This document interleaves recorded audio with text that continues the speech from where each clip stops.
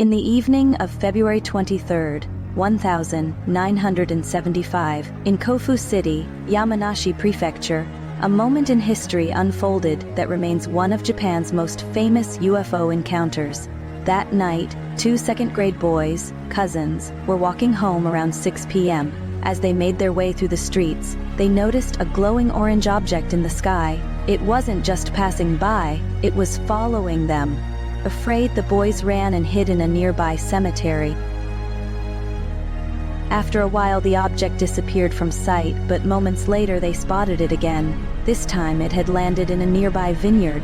Curious but terrified, the boys approached and saw what looked like a metallic silver saucer with strange patterns on its surface.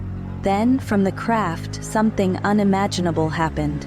A being emerged. According to the boys, it was chocolate-colored, with wrinkled skin and no visible facial features.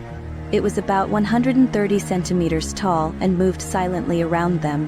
One of the boys, Katsuhiro Yamahata, recalled how the creature moved behind him and tapped him on the shoulder. Overwhelmed by fear, he collapsed to the ground, unable to move. His cousin ran home to get help.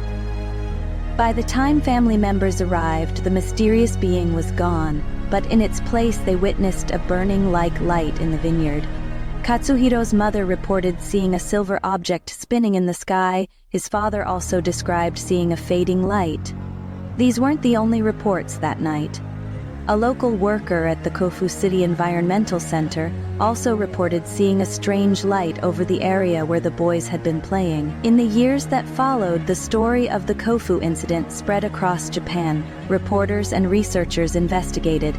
At the site, they found 3 fallen concrete pillars, bent wire fencing, and mysterious marks in the ground that resembled tracks. Some reports even claimed traces of artificial radiation were detected, though this has never been confirmed. The event became national news, but with fame came doubt. Some believed the boys had made up the story, possibly even involving their families in an elaborate hoax. Others believed something extraordinary had truly happened.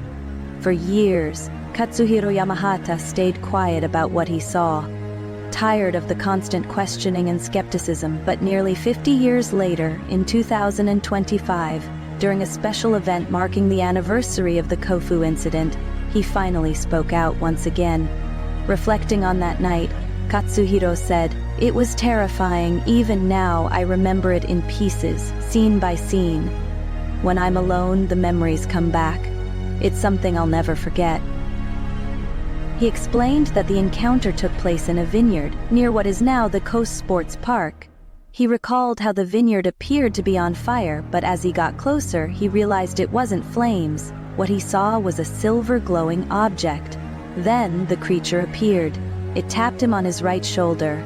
Even today, Katsuhiro describes the moment as unforgettable. When people say your legs give out from fear, that's exactly what happened. I couldn't move, I was just too shocked.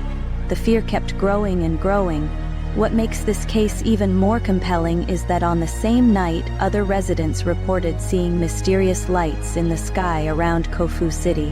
As the media reported the incident, the boys' story gained credibility, but over time, doubt and suspicion grew. Of course, some people believe and others don't, Katsuhiro admitted. There are people who think my family made it up. Sometimes I wondered if I should even keep talking about it. And yet, almost 50 years later, the Kōfu Incident is not forgotten. In fact, it has become part of the city's identity, inspiring local events, festivals, and renewed interest in the mystery. So what really happened in Kōfu that night? Was it just the imagination of 2 young boys? A misunderstanding? Or did something truly extraordinary happen? Something not of this world? Even now, there are no clear answers. The Kōfu UFO incident remains one of Japan's greatest unsolved mysteries. What do you think? Could this be real? Share your thoughts in the comments below and subscribe if you're ready to explore more incredible stories from around the world.